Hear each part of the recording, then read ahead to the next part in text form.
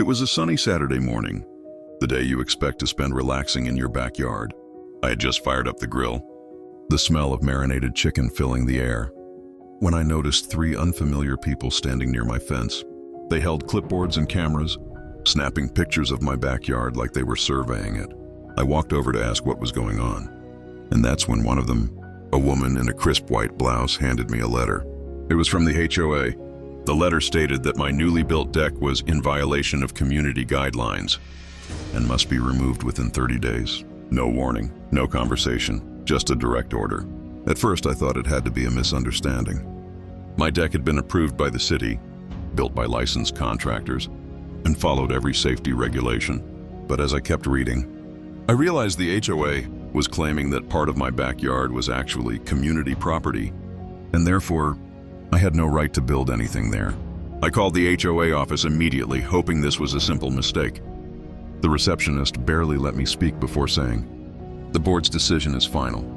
You can appeal if you wish, but fines will begin at $200 per day if the deck isn't removed." That was when my blood boiled.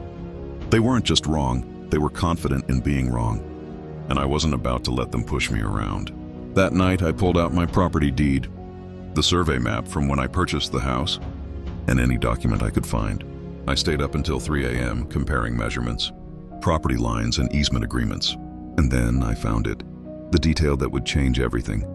Not only did I own my backyard, but according to the original land deed from decades ago, my property extended beyond the fence into what the HOA was calling community space. In fact, I owned a strip of land that ran behind several houses on my block. The next morning, I called a property lawyer I knew from college. I explained the situation and emailed him the documents. By noon, he called back almost laughing. "They have no case," he said. "In fact, if they've been using that land for HOA activities, they might owe you compensation." That was when I realized this wasn't just about my deck. This was about years of the HOA abusing power on land that wasn't theirs.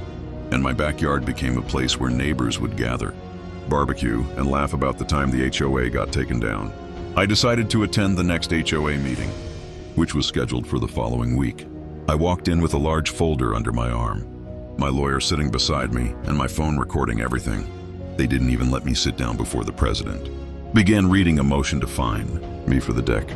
That's when I stood up, placed the property documents in the middle of the table, and told them to read.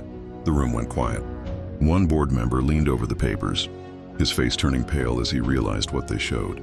The president tried to argue, claiming the documents must be outdated, but my lawyer calmly pulled out certified copies from the county records office, stamped and dated. There was no mistake. Not only was my deck completely on my land, but the so-called community property behind my house, where they had been storing maintenance equipment and even charging residents for upkeep, was legally mine. The murmurs in the room grew louder. One neighbor whispered, "Wait, so all those fees we paid for maintaining that area?" And another cut in, "They weren't even allowed to touch it." You could feel the shift in the room. The board members looked cornered, like they'd been caught with their hands in the cookie jar. The president tried to save face, suggesting we work something out. But my lawyer made it clear. The HOA would issue a formal written apology, remove any mention of violations from their records, and pay for any legal costs I incurred. If they refused, we would sue for harassment, trespassing, and misuse of funds. By the end of the meeting, they had no choice but to agree. Within a week, I received a signed apology letter and confirmation that all charges and threats were dropped. But the story didn't end there. Word spread around the neighborhood, and soon other homeowners started digging through their own property records. What they found was shocking. The HOA had been overcharging residents for years, billing them for community maintenance on land that was privately owned by individual homeowners. Several residents filed complaints, and within months, the HOA president and 2 board members resigned. The remaining members voted to slash HOA fees in half, and new rules were passed to ensure the board could never make such claims without verified proof. My deck stayed exactly where it was, and my backyard became a place where neighbors would gather, barbecue, and laugh about the time the HOA got taken down. The best part?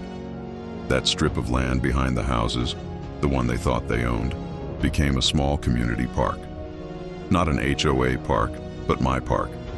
I allowed neighbors to use it freely, no fees, no fines, no drama. It became a symbol in our neighborhood that sometimes you have to stand your ground, because the moment you give in to unjust authority, they take more than they're entitled to. So here's my advice. If the HOA ever comes after you, don't just take their word for it. Get the facts, check your property lines, and if you're in the right, don't back down. Because the truth is, the only power they have is the power you let them have. Have you ever had to fight back against an unfair HOA? Subscribe to the channel for more real stories like this one.